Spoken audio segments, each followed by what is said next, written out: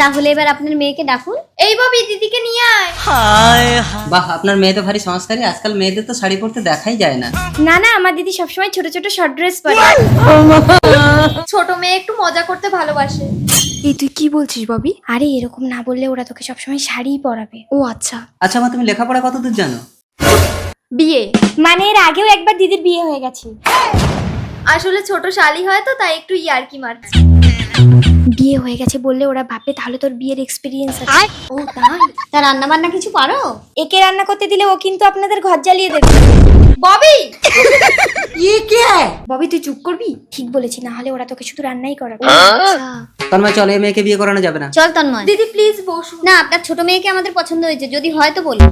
শয়তানি, তার মানে তুই তন্ময়কে বিয়ে করবি বলে আমার গোপন কথাগুলো ফাঁস করে দিলি? আমি এ বিয়ে করবো না মা। কেন করবি না? প্রেম করবি বোনের সাথে আর বিয়ে করবি দিদিকে? তোকে বান্ধবীর হয়ে ওকালতি করতে হবে না দিদি। বর্ষা, আমি তোমাকে বিয়ে করব। তুমি আমার বোনের সাথে প্রেম করতে আমাকে বলনি কেন? আমাকে ক্ষমা করে দে বোন, তন্ময়কে তুই বিয়ে কর। মনের মানুষকে মন দিয়ে ভালোবাসলে কেউ কেড়ে নিতে পারে। দেখেছি রূপসাগরে মনের মানুষ